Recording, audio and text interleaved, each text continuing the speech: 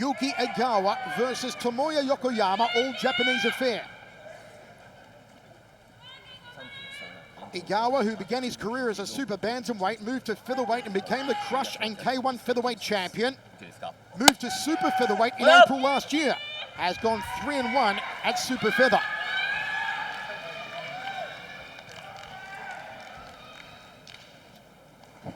Final preparations in the corner of Yokoyama. Egawa does come in there with a bit of a swagger going on. I kind of like it. Yeah, he definitely has the confidence of former champion. Let's see how it goes down. It is the blue gloves of Yokoyama, the red gloves of Egawa. Jabs early here from Egawa. Nice sliding jab to the body from Yokoyama. Both men faking the leg kicks. Jab two through the center corridor. Well threaded from Yokoyama. Orthodox stance on Yokoyama. A southpaw, I should say. Good inside leg kick, high on the fire to that femoral profunda.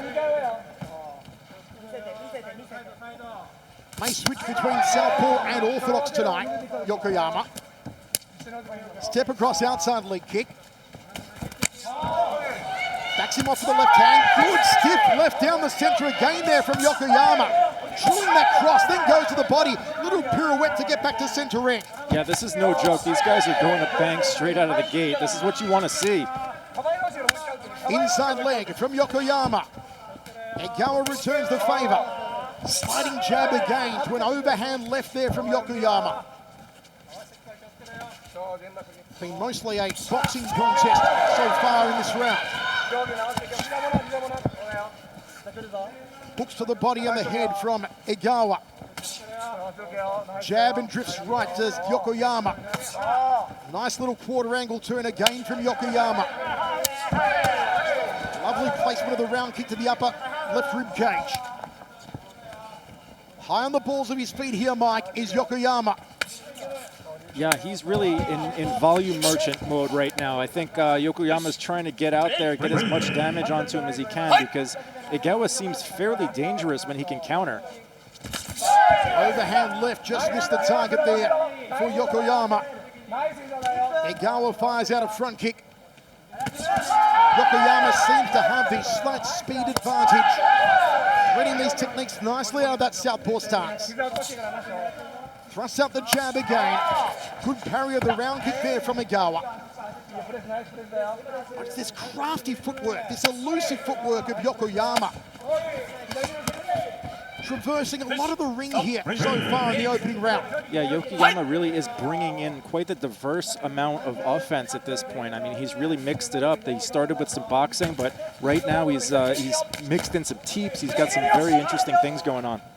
The head movement as well for Yokoyama to avoid the punches of Egawa. Round kick there off the left leg by Egawa. Needs to get his lead foot on the outside of Yokoyama's lead foot to employ the right hand. That is the public enemy #1 of the southpaw, the straight right cross. Nice front kick to the face there from Yokoyama.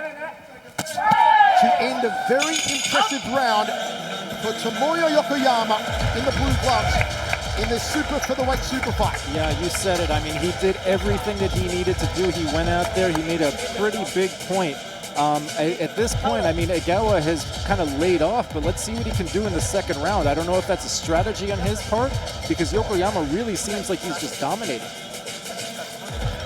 Wherever you're watching around the world, folks, hope you're enjoying all the action of K-1 ReBIRTH coming to you from inside the Yokohama Arena. Yokohama Arena first hosted the K-1 Grand Prix in 1996 when Andy Hook won the crown in front of 17,850 fans. Hugs won the title via spinning back kick knockout to Mike Bernardo's thigh. And I remember after that, in 1996, every fighter on the planet was trying to win their fights by spinning back kick to the thigh. I even remember Sakuraba busting that out. I think it was in Pride 10. Of course, in 1997, the Tokyo Dome would become home to the K-1 World Grand Prix, drawing 54,500 fans in 97. 74,500 peaked in 2002 when Ernesto Hoost won his 4th crown. 2nd round of this super fight. Very good opening round for Tomoya Yokoyama in the blue gloves. Body shot from Egawa. Egawa winding up. He was ready to knock him into next week. This exquisite footwork, though, of Yokoyama is just a delight to watch so far. Gets out of the way of the round kick. Egawa edging forward. Checks the low kick to Yokoyama, kicks to the back leg, which is where southpaws like to go. If it's orthodox versus orthodox, it's very hard to kick to the back leg, but southpaw, you are primed to attack your opponent's inside thigh and also their outside back thigh. Yokoyama gloves up high, fires the left hand down the corridor once more. Body shot from Yokoyama, counter hook missed the target from Egawa. Overhand left from Egawa. Yokoyama just a slippery eel so far. Too elusive, too hard to tag. Solid check there from Egawa. Yokoyama cracks that left hand into the liver. Beautiful shot. Trying to dig those knuckles between the 9th and 10th ribs, impact the vagus nerve and close down the body. Good old-fashioned liver shot, said to be the most painful way to get knocked out. A jumping knee! Yokoyama gets airborne. Egawa wants to get on the inside, get in the phone booth, exchange punches with Yokoyama. Said at yesterday's press conference, he is the superior boxer to Yokoyama. But again, Mike, I don't believe he is matching Yokoyama for speed so far tonight. Not in the slightest. I mean, I would beg to differ on that last point. I mean, Yokoyama, like you've mentioned, has been dancing around. I mean, he is just so elusive and just beautiful footwork. I mean, he's really done everything that you can do apart from knocking him out. Cross again, circles away from the right hand of Egawa. Egawa looks to the body. Nice evasion once more from Yokoyama. As soon as Yokoyama feels those ropes against his back, he's quick to make a move off there. Little fake from Yokoyama. Again, sticks that left hander. Short javelin between the eyes of Egawa. 2 rounds down, 1 to go. We've got traffic driving in the direction of Tomoya Yokoyama. Yeah, Yokoyama had it coming from all different angles from that round. I mean, he's boxing spectacularly. He's throwing flying knees. He hit incredible shots to the stomach right there. Liver shot, as you mentioned. I mean, my goodness, punches in bunches, kicks, incredible. We're also seeing both men very much adhering to the K-1 rule set. You cannot clinch excessively with your opponent. It's not Muay Thai. You can clinch, knee, release, or you will be cautioned by the referee. If it goes on for too much, you'll be deducted a point. 3rd and final round, and Mike, it is all for Egawa to do. Yeah, I think so. I mean, Yokoyama is really, he's made a massive statement in this round, and Egawa has a lot of work to do. His style thus far has not worked out, so I'm expecting some fireworks here if Egawa wants to get it done. And Yuuki Egawa from Tokyo, dig deep for 3 more minutes. The former K-1 featherweight champion Egawa, former Crush featherweight champion. Trying again to get on the inside against the southpaw, Yokoyama.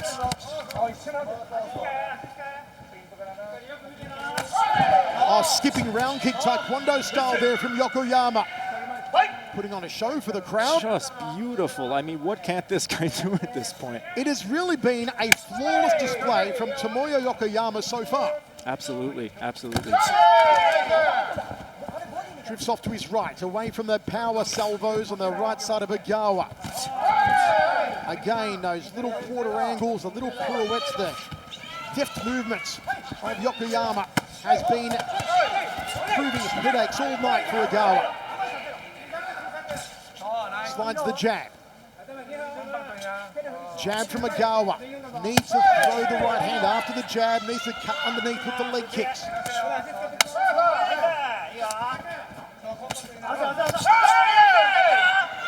Yokoyama again gets out of the corner. Uppercut to a cross. K-1 Max is also going to relaunch on a global scale over the next year. We're going to see the gloriousness of these lighter-weighted fighters again. You remember K-1 Max from back in the day, the legends like Burka, Masato, Sauer, Petrosian, Kraus, the winners of the K-1 Max. And the great fighters who never won it. Kashinko, Zambides, Koiruamaki, the list goes on. Egawa trying to dig deep now with 1 minute 5 remaining. Inside leg kick, just snaps at a nice little turn, gets back to center ring. 4-punch combination and a high kick there from Yokoyama. It has been perfection from Yokoyama. Just a dazzling display of everything that you could ask for from a kickboxing match. All he needs to do is just put him away, but you almost worry that if he puts himself out there, he might get countered. Body shot off the rear hand from Yokoyama. Time is the enemy of Egawa now. Jumping knee. Egawa getting lit up here. Still trying to get on the inside. Overhand right, a desperation technique. Straight right hand, but you saw the nice head work again from Yokoyama. Just got to the outside of that right cross. Uppercut almost took out the ring lights. Here we go, last 10, let's go. Body shot from Yokoyama, shortening on the inside will score for him. This should be a very easy decision for the judges. It should be 30-27 on all scorecards, the way of Tomoya Yokoyama. There have been some surprises tonight. However, I think that this one is an open and shut case. Absolutely gorgeous display of fighting from Yokoyama. I'd be very surprised if it goes any other way. Coming up next, we will have another super fight at featherweight between Taito Gunji and the Greek Angelos Martinos. And then the semi-finals of our open weight anniversary tournament. Judge Miura, 30対29。青横山。ジャッジ豊永、30対29。青横山。ジャッジ下村、30対29。青横山。以上判定3対0。No doubt about it, all three judges go the way of Tomoya Yokoyama. It was a supreme performance. Yokoyama advances his record to 16-4 and remains undefeated in 2023. Somebody, Mike, we want to see a whole lot more of. What exquisite, superb technique and footwork. You nailed it. I mean, if there is an upcoming K-1 Max tournament, you got to put him in there as an absolute favorite. My goodness, what a display from Yokoyama.